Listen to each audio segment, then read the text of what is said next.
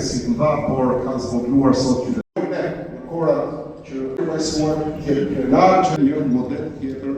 Për pjesëmarrjen. Jo, unë besoj që secila prej digjesave po se një dimension të re në diskutim, neve po flasim në shumë fakt të qenë diskutimin në vullit e dura, për kompetencat, për mënyrën se si shërbim qytetarëve, për mënyrën se si mund të kemi bashkitë që janë më eficiente, që ofrojnë shërbime më të mira, që i qëndrojnë më afër njerëzve, që i kanë kapacitet financiare për të ofruar shërbimet, që i kanë kapacitetet e nevojshme në nivelin e burimit njerëzor për të ofruar shërbimet. Në fakt kjo është gjë që njerëzit janë të interesuar dhe përtej diskutimit të numrave, i cili rrezikon që të kthehet në diskutim kumuleshkash. Jo kaq po pse kaq jo aq, dhe të dekadoj në një diskutim elektoral, më shumë bashki që të kemi mundësi të fitojmë më shumë bashki. Mendoj që nëse e fusim në vullit e dura, nëse diskutojmë për mënyrën se si duhet të ofrojmë shërbim qytetarëve, se si të ketë bashkia kapacitetet njerëzore, financiare, ligjore për t'i ofruar shërbime siç duhet njerëzve, atëherë besoj që kemi zgjidhur realisht një problem të përditshmërisë njerëzve.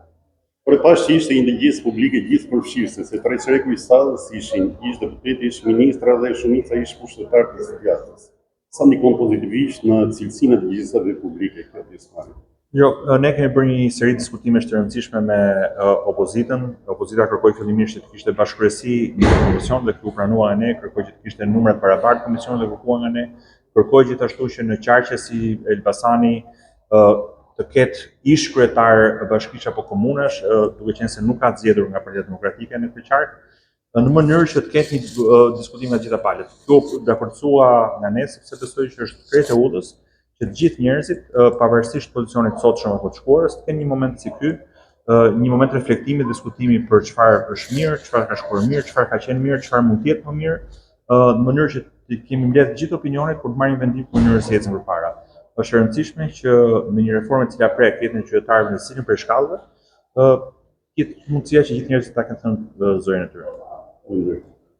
Është përgjesa tretë dhe ne bëjmë bilance pas çdo përgjese, ekspertët tanë bëjmë gjitha shërbimet, nisur edhe nga përgjesat e tjera, prevalon mendimi, me që se ju hapet zotimin dakord, që ketë shtim të numrit të bashkimeve. Por e thënë kështu fat, duket sikur është luftë politike numrash bashkish. Nuk është tillë, është një betejë për i quar shërbimin apo qytetarit, sepse ky është pejë i pushtetit lokal.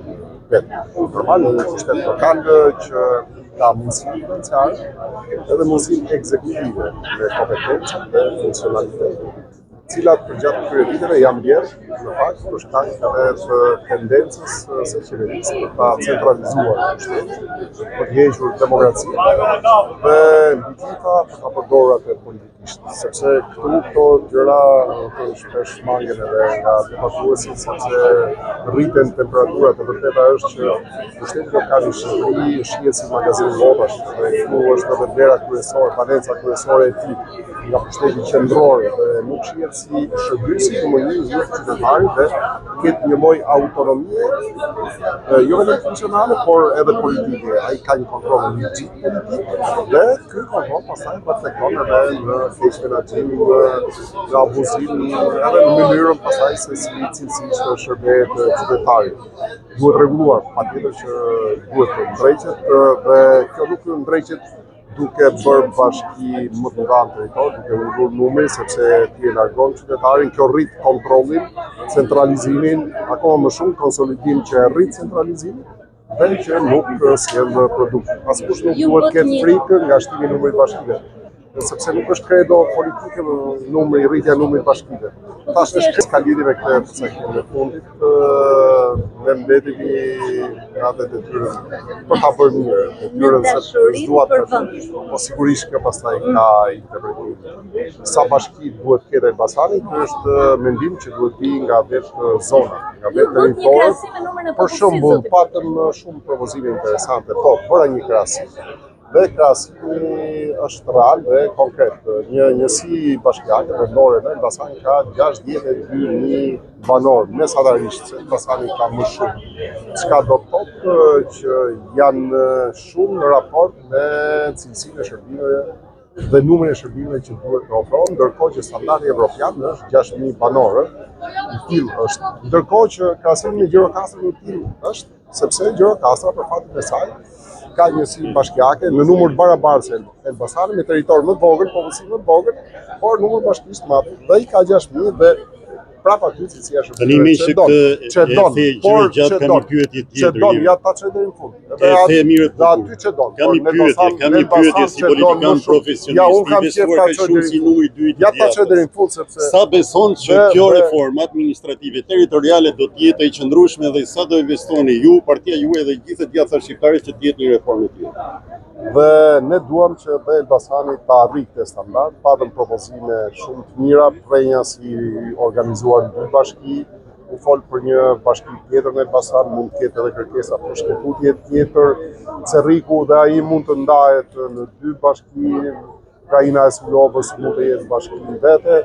Pra janë propozime që na kanë ardhur dhe nga terreni, kanë ardhur edhe nga përfaqësues tan politik në konsultime me qytetarët, por që do kenë patjetër dakordsinë me vetë qytetarëve nëpërmjet kërkesave që do dorëzojnë ato për dëgjesa.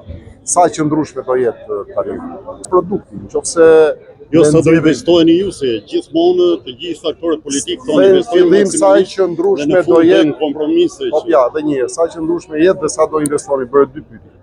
Se nuk gaboj. Dhe sa do jetë varet nga produkti, nëse përfundimi është konsensual politikisht dhe konsensual me qytetarin, se e ngatrojnë fjalën konsensual. Pra, këto janë mendime, a do i konsiderojnë apo jo, se ato duan më shumë.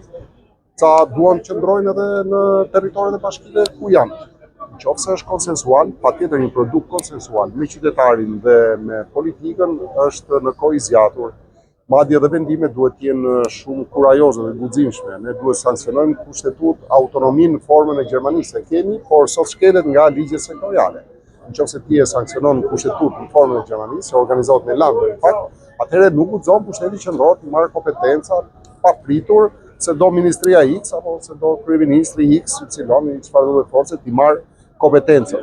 Pra varet nga produkti, nëse produkti do jetë një anshëm nuk është i qëndrueshëm. Nëse synohet zvoglimi, ulja numrit bashkive, dhe kjo arrihet, atëherë s'ka kurfar rezultati sepse nuk sjell shërbim të qytetarit dhe është një rezultat i lëkundur. Cili ishte mendimi më pikant i shumicës së kryetarëve të bashkisë? Një minutë, sa po investohet PD-ja maksimalisht.